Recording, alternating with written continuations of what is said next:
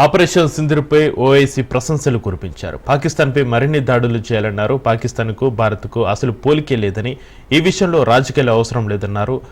ఊరి దాడులు జరిగినప్పుడు మనం సర్జికల్ స్ట్రైక్ చేశామన్న ఓవైసీ పహల్గాం దాడి చాలా బాధాకరమైన మారణవ హోమం అన్నారు. మహిళలను ఒంటరిగా ఉంచి వారు ముస్లింలేనా అని అడిగారని, బాధితులు జీవితాంతం బాధపడుతున్నారన్నారు.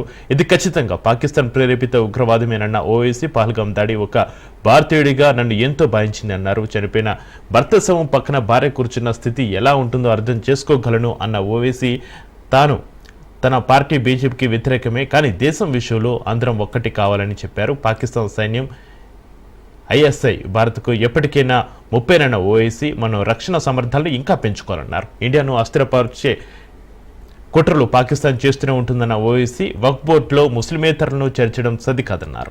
ఇక అమెరికా ఎప్పుడు వాణిజ్యం గురించి ఆలోచిస్తుందన్న ఓవైసీ భారత్ అమెరికాతో $150 బిలియన్ వ్యాపారం చేస్తుందని, అమెరికాతో మన ద్వైపాక్షిక వాణిజ్య లక్ష్యం $500 బిలియన్ అని చెప్పారు. కాల్పుల విరమణ ట్రంప్ కాకుండా మోడీ ప్రకటిస్తే బాగుండేది అన్నారు ఓవైసీ.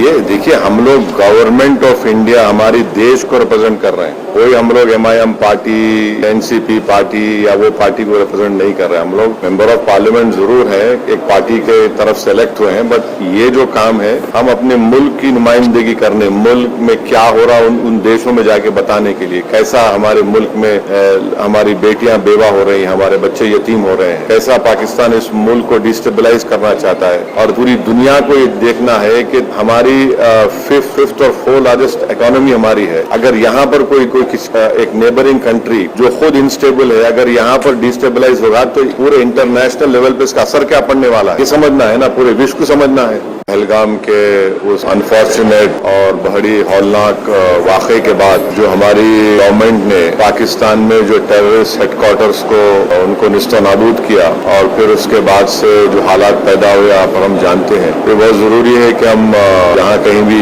गवर्नमेंट हमको भिजा रही है, क्योंकि ये गवर्नमेंट ऑफ इंडिया की तरफ से है, इसमें तो कोई पार्टी एफिलिएशन नहीं होगा, न रहना चाहिए. तो जो देश के हित में, जो देश में, जो मुल्क में पाकिस्तान और उनके स्पॉन्सर टेररिस्ट की तरफ से जो हमारे मुल्क में आतंकवादी वाक़यात हो रहे हैं, जाहिर है उस पर तमाम को जाकर उनको बताना पड़ेगा. और भी डिटेल मीटिंग होगी जाने से पहले हमारी, तो उसमें और डिटेल हमको बातें मालूम होंगी. हमारा इस वक्त मुझे लगता है कि हमको तो भारत का जो स्टैंड रहा है कि हम टेररिज्म के खिलाफ थे, क्योंकि टेररिज्म के हम विक्टिम रहे, और ख़ास तौर से पड़ोसी मुल्क बार बार हमारे मुल्क में आतंकवाद बोलिए, दहशतगर्दी को यहाँ पर प्रमोट करता है, सरपरस्ती करता है. ये उनको इन तमाम एक इम्पॉर्टेंट काम है, और इंशाल्लाह मैं तो पूरी कोशिश करूँगा इस जिम्मेदारी को